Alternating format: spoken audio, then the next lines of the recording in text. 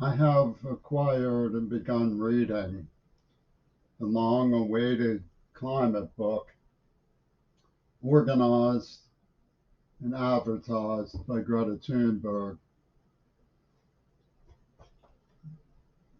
for which she's turning all income over to charity. The choices of charity in the past have been such groups as the starving in Yemen.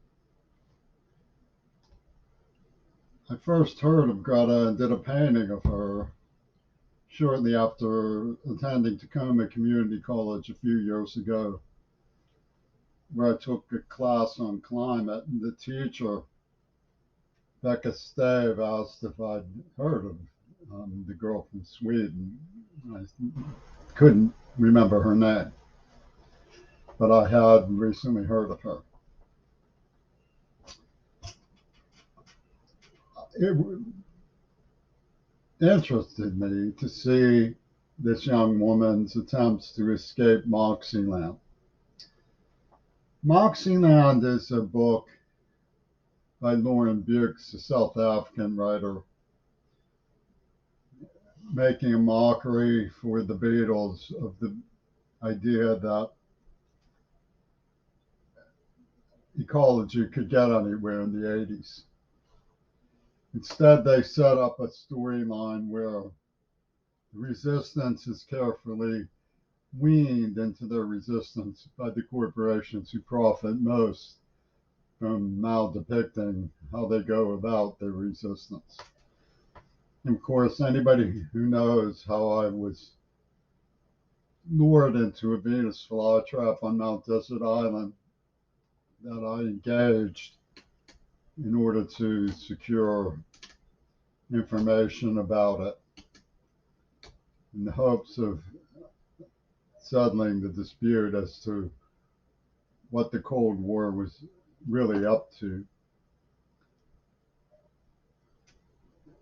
and only to be backstabbed by the hypnography of Moxyland, Lauren Bukes and her friends.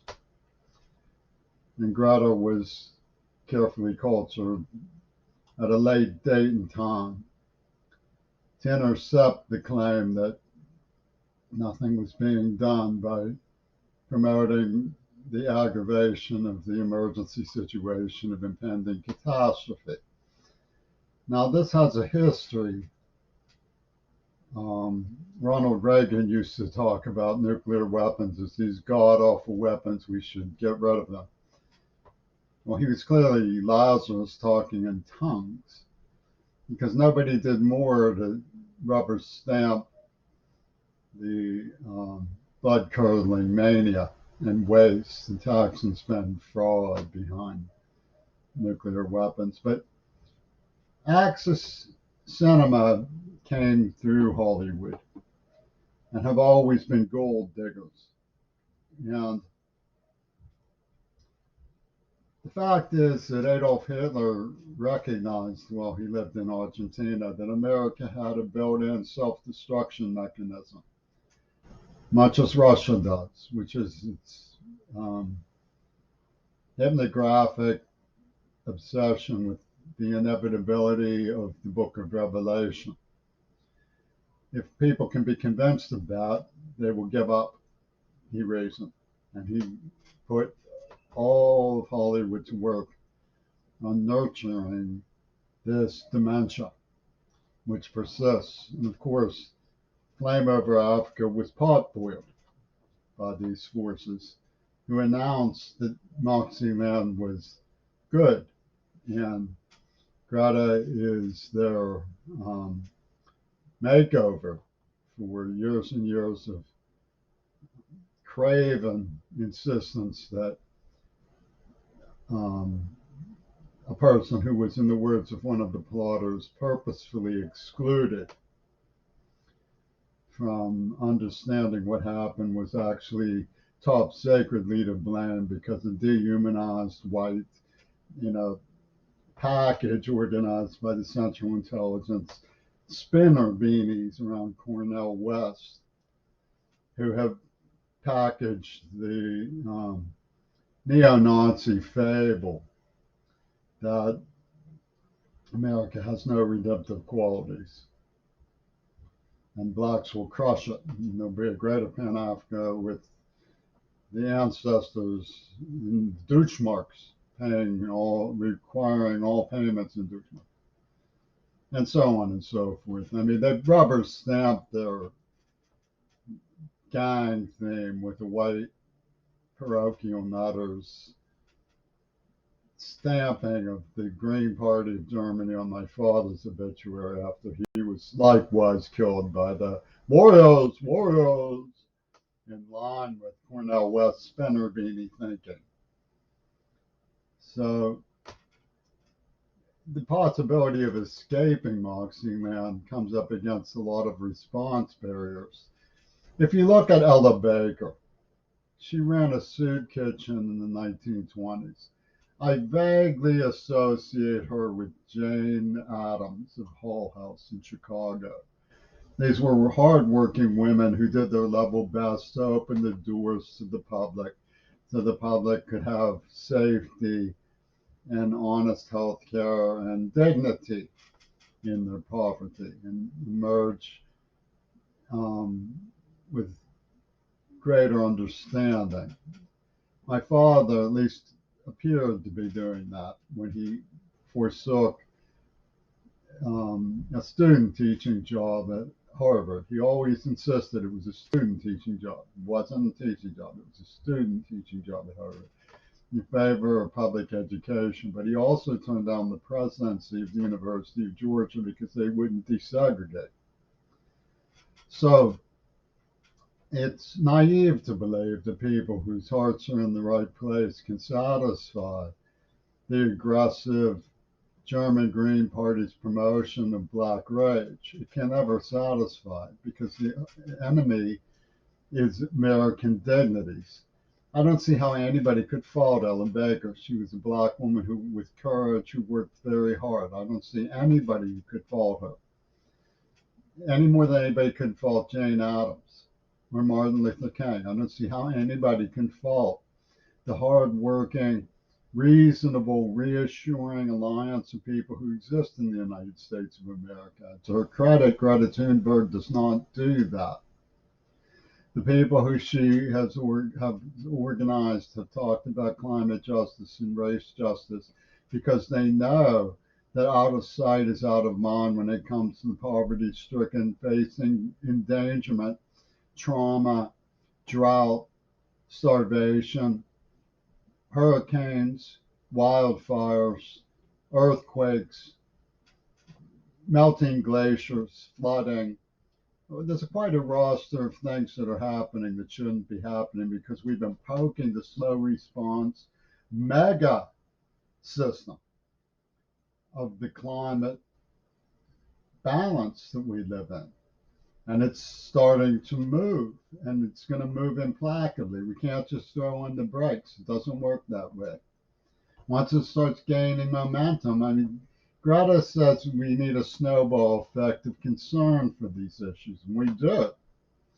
But because we're up against the snowball effect, moving against our welfare that we have ignited.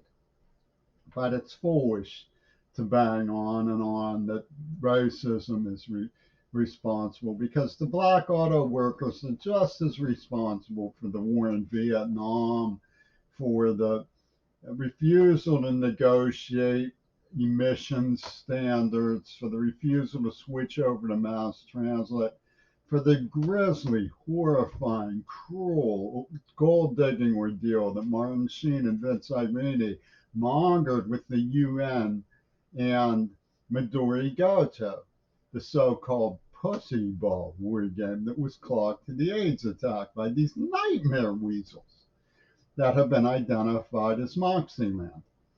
And I appreciate that Greta's trying to escape Moxyland. I think that it's laudable. The people who want to protect Greta need to understand that she has been appointed Moxyland's representative. And to escape it, she has to somewhat embrace it because there's no going back on the things I'm talking about. One of the things that we do need to do is continue to identify the leapfrog oligarchs who are plotting from behind the scenes. We need to make very clear that we understand and recognize that there's not a feud going on. It's not one side shooting another. It's the Maidan exemplar. It's a third side shooting both sides to get them fighting. It's pure malice and provocateur. That's what's going on. And the Beatles are at the heart of it.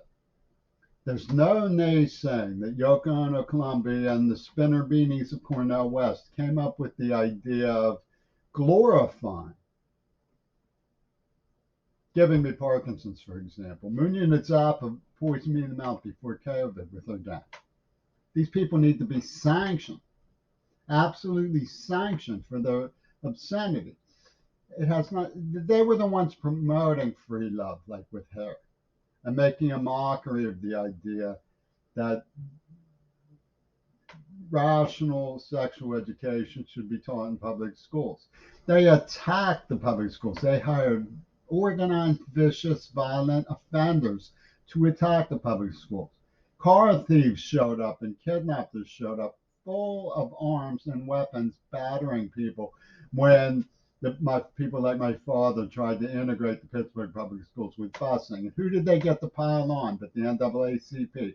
The Spinner Beanie Union of Auto Detroit. Charles Biggs could identify every car he saw immediately by name and make and model. It's not rational to keep banging on about race.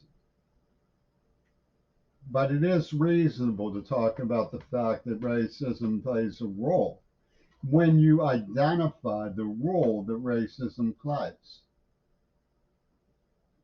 Black people are not going to stop pushing for equal rights and equal status. And the gold digging craze that goes on was actually promoted by Greta's friend Barack Obama. In fact, she still, to some degree, represented. She uses a bleach slash in her at the end of her foreword of the book, which was used to symbolize McDory Gota's virginity in the script. Greta should not be taunting as though she is one of the buccaneers who approves of Moxyland. She shouldn't be doing that. I saw her go the Howard Stern road. I'm sure when she goes to Britain, she gets together with people like McCartney and laughs at me. That's not in her best interest to be doing that. I'm not the one identifying her as a villain. I asked her the specific question, did you know in advance about COVID-19? Because so many people in that crowd did. And I just want a yes or no answer. She says, no, I'll believe her. How hard is that? She has George Monbitos telling her, don't answer that question. It'll dignify conspiracy theory. I got news for you, Monbito. You're the one who's dignifying a conspiracy theory. I had nothing whatsoever to do with what went on with John Lennon. Nothing.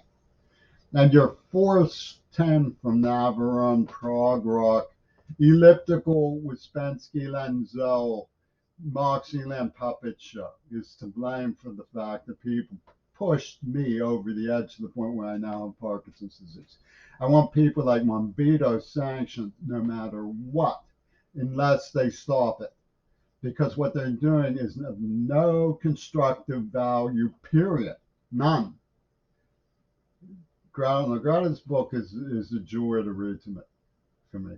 I've long looked for someone to take cognizance of the fact that the fire and brimstone warlords are using America's disposition towards faith in Jesus and the New Testament as a rig job to get us to self-destruct.